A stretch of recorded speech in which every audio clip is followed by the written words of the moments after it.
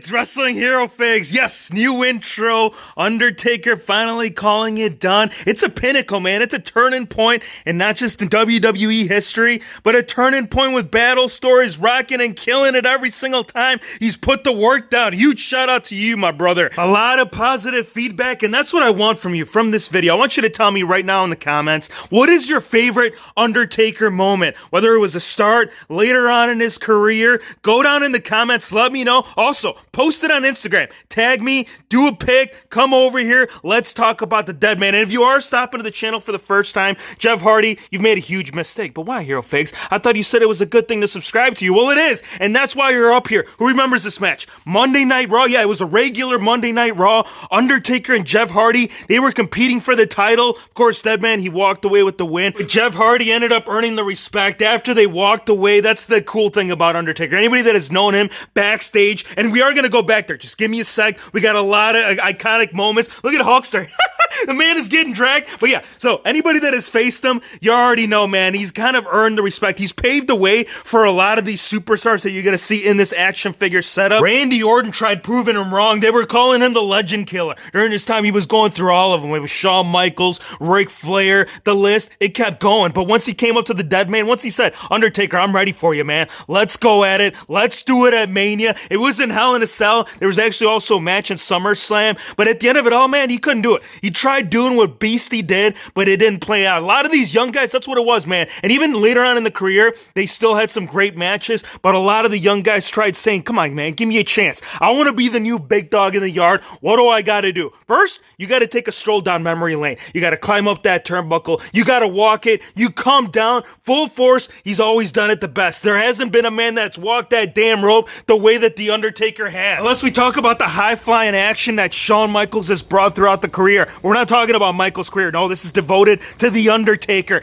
And the final approach, the final destination for him, that's what it was. It was him, Undertaker, WrestleMania, and he came so damn close, man. He went up top. He went through the table. Even Undertaker, man, he proved that he could still hang and retain his victory, right? Because he was still undefeated up until him, Brock Lesnar. We'll talk about that a little bit later. We need to talk about Rollins over here, Dean Ambrose, and the big dog Roman Reigns. The Shield, they tried stopping, right? It was Brothers of Destruction. They came out here. It looks like we got an announcer table, man. And if you are here for a WHF setup, you know we got to put it into play. Before we do, though, because we don't want to interfere with The Rock, right? The Rock of Jabroni, the pie-eating, eyebrow-raising, most electrifying man in sports entertainment history. And there is a coffin back there. AJ Styles. This was the last match that we saw at WrestleMania, but we're going to do it right here, right now. Rock, let's go, man. Rock bottom, right there on AJ Styles. Let's break the damn table. All right, now you guys can do it. You guys ready? 3, 2, 1, big dog. Oh yeah, right through the announcer table. You've officially lost it, but can you blame me? I mean, we never got it to see it happen. We wanted it to see it happen. The WHF universe said we should see it, but it didn't. And as a matter of fact, that was the match you guys requested, right? I think it was them two, Hell in a Cell. That's what you guys chose several days back. So we got the King of Darkness going against Bray Wyatt for the first time. What the crap are you talking about, man? We saw him at WrestleMania. Bray Wyatt lost. Yes, that was Bray Wyatt, but we got the Fiend. We got it turned up a couple notches, right? I think equivalency as far as level between these two, it's sitting right there strong. Look at the tension, man. I'm feeling it over here, and I'm only 2 inches away. I can almost see it playing out very similar to Undertaker and Kane.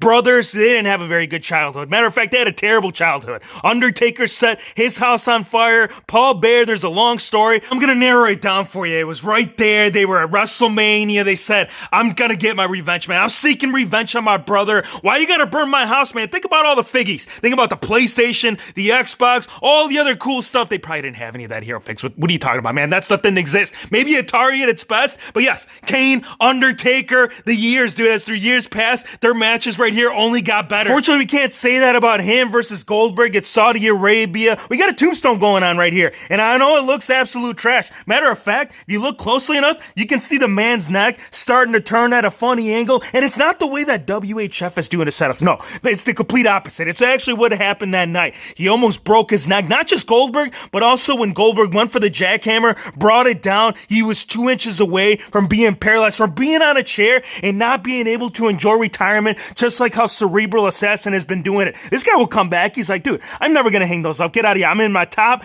best shape, 24 hours a day, 365 days a year. So if you do want to make a return, right here, cinematic, let's see it. Triple H versus Undertaker. That'd be epic. It's done, hero fakes. I mean, after all, that's why we're doing this, right? We're over here. We're reflecting what happened. Bray Wyatt, okay, so we talked about The Fiend, right? Him versus the Prince of Darkness. But now we need to go back. We need to rewind it about 4 or 5 years back. We had Kane. We had the Brothers of Destruction. They think they're outnumbered. They're looking at Kane like fresh meat. You're like, yeah, 3-on-1. Let's go. Undertaker, he doesn't think so. He's like, how about I bring the sledgehammer? Let's bring it in here. Let's see what happens. Before I do this, though, I got to talk about this, man. Ministry of Darkness, this isn't something that was originated. This is something that had developed from way back, man. This is what these guys were doing, and they were just trying to bring it back in their own manner, but Undertaker doesn't appreciate the fact that they're doing that. So we're doing it right here. Sledgehammer from the crowd. We're diving. Yeah, we knocked down all three. Even Kane, what the hell you doing, man? You're supposed to be standing up. Hulkster, I think you should set an example. Come over here. Let's talk to Kane. Let him know how it's properly done. Well, actually, you can't because he's also on the ground. Look at this. He's getting dragged. The man was backstage. They went through every single freaking hallway, came down to the rampway. Let's get into the ring and discuss why the hell these two have been going at it since they started their career. I'll tell you why. Hulkster, he was ruling that ring, man. He is an icon. And Undertaker, he wanted to make his own presence felt, right? He debuted right there at Survivor Series. So not only did we see it in the later days right here when they were going at it at Mania, but also in the suburbs. And this is the squared circle. I ain't talking about like get in your car, go through your neighborhood. We're not talking about that suburbs. We're talking about suburban commando. Hulkster was the main dude. Undertaker was the bad guy. Want to see cheesy? Yes, I know we bring cringe to the channel. I mean, that's why you guys hate me and at the same time love me. But that movie, bro, that was on a different level. Let's go backstage. Hulkster, get out of my way. We need to see what the dead man, where the hell he's dragging you from. Speaking about icon, let's see what we got going on over here, right? We got Stinger, the heavily anticipated, most teased match in WWE history, but it didn't happen, dude. It might have happened. It could have happened. Attitude Era would have been the prime moment, and that's where she's over here, man. Lillian Garcia, she's interviewing the Stinger. She says, so what are you gonna do now? I'll tell you what, man. I'm gonna come down from the rafters. You can't. Why? Because Dead Man is already up here. He's coming up full force. There you go, Stinger. There's your answer.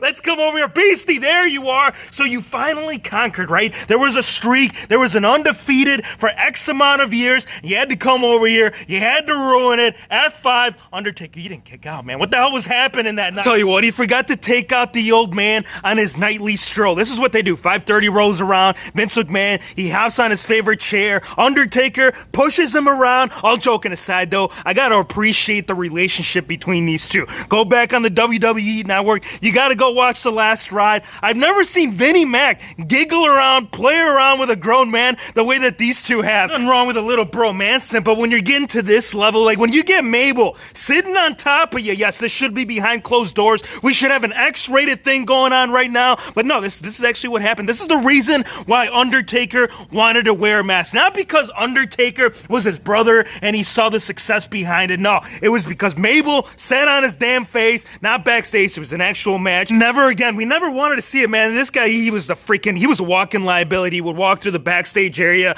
He'd rock around and say, so you want to face some big dudes? Yes, Mabel, 400 pounds. Actually, I think he went past the 500-pound marker, but nobody came up as tall or as big as Giant Gonzalez. Like Undertaker, he stands about close to 7 feet tall. So the fact that he was right there at chin level with this giant at WrestleMania, I mean, the match was absolute trash. This guy can't move. He really can't do anything, but it was the sheer size that really brought all that energy inside that ring. Ain't that right, Mr. CM Punk? Look into my eyes. What do you see? We see CM Punk. He's right there in the mirror about a half an hour before the big match at Mania starts. He just wants to give himself a little pep talk. He says, all right, I'm the best in the world. I'm going in there against the Phenom. How am I going to conquer him? Am I going to try the tombstone? One thing you ought to try is turning around. Yeah, buddy, that's who it is. Undertaker, he ain't waiting for the match in the ring. He's starting it right now. This is it. This is a setup. Dead Man, again, go in the comments. You got to tell me. I really want to know what stood out to you in this this man's career. This guy has done it for X amount of years.